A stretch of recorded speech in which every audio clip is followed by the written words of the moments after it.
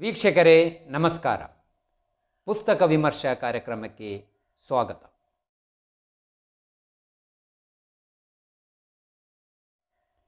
ಕ್ರಾಂತಿ, ಜಾತಿ ವೈಷಮ್ಯ, ಪ್ರೀತಿ, ಸ್ನೇಹ, ರಾಜಕೀಯ, ವಿದ್ಯೆ, ಸಾಮಾಜಿಕ ಅಸಮತೋಲನ ಮತ್ತು ವೈರತ್ವ ಈ ಎಲ್ಲವನ್ನು ಒಂದು ಕಾದಂಬರಿಯಲ್ಲಿ ನೋಡಬೇಕೆಂದಾದರೆ ಕೆ.ಪಿ. ಪೂರ್ಣಚಂದ್ರ ತೇಜಸ್ವಿಯವರ ಚಿದಂಬರ ರಹಸ್ಯ ಎಂಬ ಈ ಕಾದಂಬರಿಯನ್ನು ಓದಲೇಬೇಕು.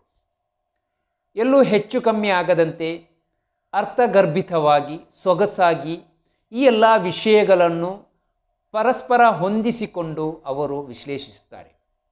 ಪ್ರಕೃತಿಯ ಮಧ್ಯದಲ್ಲಿ ನಡೆಯುವಂತಹ ಘಟನೆ ಮತ್ತು ದುರ್ಘಟನೆಗಳನ್ನು ಕಾದಂಬರಿಯಲ್ಲಿ ಕಣ್ಣಿಗೆ ಕಟ್ಟಿದ ಹಾಗೆ ಹೇಳುತ್ತಾರೆ. ಮೂಢನಂಬಿಕೆ, ಜಾತಿ, ಪ್ರೀತಿ, ಸ್ನೇಹ ಇತ್ಯಾದಿ ವಿಷಯಗಳು ಈ ಕಾದಂಬರಿಯಲ್ಲಿ ಉದ್ದಕ್ಕೂ ಚರ್ಚಿಸುತ್ತಾ ಹೋಗುತ್ತದೆ. ಏಲಕ್ಕಿ ಬೆಲೆ ಕುಸಿದಿರುವುದರ ಪರಿಣಾಮವಾಗಿ ಎಚ್ಚೆತ್ತ ಕೇಂದ್ರ ಸರ್ಕಾರ ಶಮಾನಂದ ಅಂಗಾಡಿ ಎಂಬ ಆಫೀಸರನ್ನು ತನಿಖೆಗೆಂದು ಕೆಸರೂರಿಗೆ ಕಳುಹಿಸುತ್ತದೆ. ಆನಂತರ ಅಲ್ಲಿ ವಾತಾವರಣ ರಂಗೇರುತ್ತದೆ.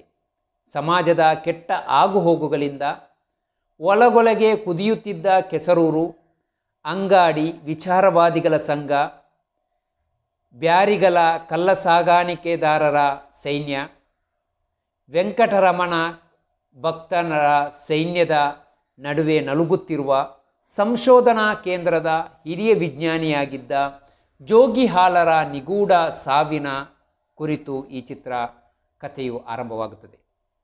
ಏಲಕ್ಕಿ ಬೆಳೆಯ ಅವಸಾನದ ಮತ್ತು ಮತ್ತಿತರೆ ಬೆಳವಣಿಗೆಗಳ ಹಿಂದಿರುವ ಚಿದಂಬರ ರಹಸ್ಯವನ್ನು ಕಂಡುಹಿಡಿಯಲು ಕೆಲ ಬುದ್ಧಿಜೀವಿಗಳು ಹೂಡುವ ಪ್ರಯತ್ನವೇ ಈ ಒಟ್ಟು ಕಾದಂಬರಿಯ ಕಥಾವಸ್ತು. ಮುಖ್ಯವಾಗಿ ಈ ಕಾದಂಬರಿಯಲ್ಲಿ 4 ಸ್ನೇಹಿತರು ಪ್ರಮುಖರಾಗಿರ್ತಾರೆ: ರಾಮಪ್ಪ, ಚಂದ್ರ, ರಮೇಶ ಮತ್ತು ಜೋಸಫ್. ಜೊತೆಗೆ ರಫಿ ಎಂಬ ಒಬ್ಬ ಸ್ನೇಹಿತ ಕೂಡ ಇದ್ದಾನೆ. ಕ್ರಾಂತಿಯಿಂದ ಶುರುವಾಗಿ ಅಂಗಾಡಿ ಏಲಕ್ಕಿ ಕೃಷಿ ಉತ್ಪಾದನೆ ಕುಸಿತದ ಕಾರಣಗಳನ್ನು ಪತ್ತೆ ಹಚ್ಚಲು ಶುರು ಮಾಡಿ ಜೋಗಿಹಾಲರ ಸಾವಿನ ಸುತ್ತ ಇರುವ ಸಂಶಯಗಳನ್ನು ಹುಡುಕುತ್ತಾ ಕೆದಕುತ್ತಾ ಕೃಷ್ಣೇಗೌಡರ ಮನೆ ಮೇಲೆ ಬೀಳುವ ಕಲ್ಲುಗಳನ್ನು ಯಾರಿಂದ ಅಥವಾ ಅವರ ಆಳುಗಳು ಹೇಳುವಂತೆ ದೆವ್ವ ಭೂತಗಳಿಂದ ಅಂತನ ಎಂದು, ಊರಿನಲ್ಲಿ ಜಾಸ್ತಿಯಾಗುತ್ತಿರುವ ಮರಗಳ ಕಳ್ಳಸಾಗಾಣಿಕೆ ಮತ್ತು ಮುಸಲ್ಮಾನರ ಜನಸಂಖ್ಯೆ, ಸುಲೈಮಾನ್ ಬ್ಯಾರಿ ಎಂಬ ವ್ಯಾಪಾರಿಯನ್ನು ಮಟ್ಟ ಹಾಕಬೇಕೆಂದು ರೂಪುರೇಷೆಗಳನ್ನು ಹಾಕುತ್ತಿರುವ ಆಚಾರಿ, ಕಾಲೇಜಿನ ಅವಾಂತರ, ಪಟೇಲರ ನಾಸ್ತಿಕತೆ ಮತ್ತು ಅವರ ಏಲಕ್ಕಿ ಹೈಬ್ರಿಡಿನ ಹುಡುಕಾಟ ಇವೆಲ್ಲದರ ಮಧ್ಯೆ ರಫಿ ಮತ್ತು ಜಯಂತಿಯ ಪ್ರೀತಿ ಈ ಕಾದಂಬರಿಯಲ್ಲಿ ಬಹಳ ಸೊಗಸಾಗಿ ಸಂಚರಿಸುತ್ತದೆ, ಮನರಂಜಿಸುತ್ತದೆ. ಚಿದಂಬರ ರಹಸ್ಯ ಕಾದಂಬರಿಯಲ್ಲಿ ತೇಜಸ್ವಿಯವರೇ ಕಥಾನಾಯಕರು. ಏಕೆಂದರೆ ಅವರ ಶಬ್ದ ಪ್ರಯೋಗ, ಪಾತ್ರಗಳ ಸಂಬಂಧ, ಜೋಡಣೆ ಮತ್ತು ಸ್ಥಿತಿಗೆ ಪೂರಕವಾಗಿ ಬಳಸುವ ವಿಚಾರಗಳು ಯಾವ ಕಾದಂಬರಿಕಾರರನ್ನು ನಾಚಿಸುವಂತಹ ರೂಪದಲ್ಲಿ ಅವರು ಬಹಳ ಪದಗಳನ್ನು ಹೊಂದಿಸಿಕೊಂಡು ಜೋಡಿಸಿಕೊಂಡು ಸುಂದರವಾಗಿ ಅವರು ಈ ಕಾದಂಬರಿಯುದ್ದಕ್ಕೂ ಸಂಚಲನವನ್ನು ಮೂಡಿಸುತ್ತಾರೆ. ಪ್ರಕೃತಿ, ಮನುಷ್ಯ, ಪ್ರಾಣಿಗಳು, ತುಚ್ಛ ಕಾರಣಗಳಿಗೆ ಉಂಟಾಗುವಂತಹ ಹೊಡೆದಾಟ, ಅಂತರ್ಜಾತಿ ವಿವಾಹಗಳು ಇತ್ಯಾದಿಗಳನ್ನು ಬಹಳ ಸುಂದರವಾಗಿ ಓದಬೇಕೆಂದಾದರೆ ಚಿದಂಬರ ರಹಸ್ಯ ಎಂಬ ಈ ಕಾದಂಬರಿಯನ್ನು ಓದಬೇಕು.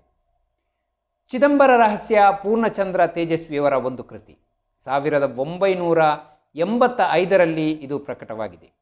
ತಮ್ಮ ವಿಶಿಷ್ಟ ಶೈಲಿಯ ಬರವಣಿಗೆಗಳ ಮೂಲಕ ಕನ್ನಡಿಗರನ್ನು ಬೇರೊಂದು ಮಾಯಾಲೋಕಕ್ಕೆ ಕರೆದೊಯ್ಯುವಂತಹ ಸಾಹಿತಿ ಅವರಾಗಿದ್ದಾರೆ ಕೆ.ಪಿ. ಪೂರ್ಣಚಂದ್ರ ತೇಜಸ್ವಿ. ಅವರ ಬರಹ ಕೃತಿಗಳನ್ನು ಆಸ್ವಾದಿಸಿದವರು ಕರ್ನಾಟಕದಲ್ಲಿಯೇ ವಿರಳ.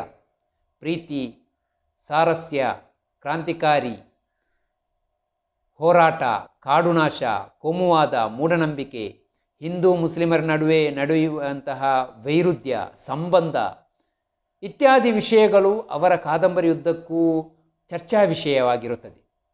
ಒಂದೊಂದು ಅಧ್ಯಾಯಗಳು ನಮಗೆ ಕುತೂಹಲವನ್ನು ಹೆಚ್ಚಿಸುತ್ತಾ ಹೋಗುತ್ತದೆ. ಕೊನೆಗೆ ರಫಿ ಮತ್ತು ಜಯಂತಿಯ ಪ್ರೇಮದ ಯಶಸ್ಸು ಈ ಕಾದಂಬರಿಯ ಯಶಸ್ಸು ಎಂದು ಹೇಳಬೇಕಾಗುತ್ತದೆ. ಸಾಹಿತ್ಯ ಆಸಕ್ತರು ಈ ಕಾದಂಬರಿಯನ್ನು ತಪ್ಪದೆ ಓದಿ ಮಿಸ್ ಮಾಡಿಕೊಳ್ಳಬೇಡಿ. ಇದೊಂದು ರೋಮಾಂಚನಕಾರಿಯಾಗಿ ಬಹಳ ಕುತೂಹಲವನ್ನು ಉಂಟು ಮಾಡುವಂತಹ ಸಾಮಾಜಿಕ ಕಾಳಜಿ ಇರುವಂತಹ ಒಂದು ಅತ್ಯುತ್ತಮ ಕಾದಂಬರಿಯಾಗಿದೆ ಚಿದಂಬರ ರಹಸ್ಯ.